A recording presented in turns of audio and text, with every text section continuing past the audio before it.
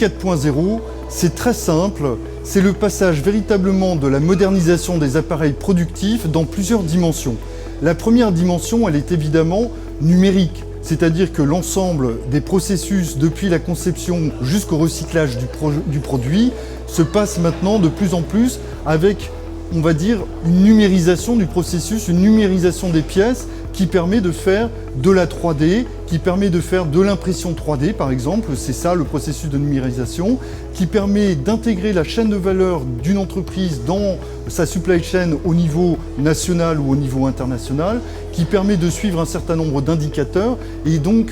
cette transformation de l'appareil productif d'une part par le numérique, d'autre part par les nouveaux outils de production, j'en parlais, tout ce qui concerne les nouvelles machines, les machines 5 axes, 6 axes, les robots, les cobots, les coworkers. Donc vous savez que les robots n'ont pas le droit de cohabiter avec les hommes, mais une nouvelle génération de robots beaucoup plus intuitifs, beaucoup plus intelligents vont pouvoir assister les hommes ou s'assister entre robots. C'est tout ça l'usine du futur. En quelques mots, l'usine du futur sera plus intelligente, elle sera plus connectée, elle sera plus sobre et respectueuse de l'environnement et surtout,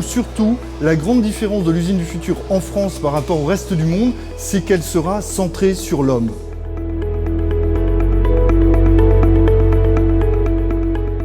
Alors, l'usine du futur, c'est très simple, ce n'est même pas une question de choix ou d'option. Les territoires qui ne s'intéresseront pas à la modernisation de leur appareil productif, je le disais à la fois dans l'aspect numérique, dans l'aspect des machines, mais aussi dans l'aspect de l'excellence opérationnelle ou dans la place de l'homme à l'intérieur des usines, seront tout simplement balayés des chaînes de valeur qui sont hyper industrielles, c'est-à-dire mondiales. Donc c'est tout à fait